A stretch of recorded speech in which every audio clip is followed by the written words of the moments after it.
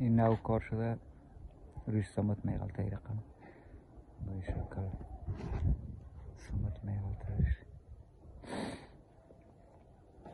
اون طرف مونده برنده و یک خانه این دالیدم بخیرم رو بگیرم اونو خانه میمونه و برنده میمونه که کاش از خانه میمان خانه کمتر مونده بگیرم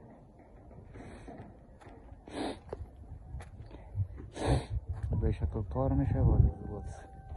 روش سمته و انداخته میشه کلش بیناش پر میشه قایم میشه به شکل میشه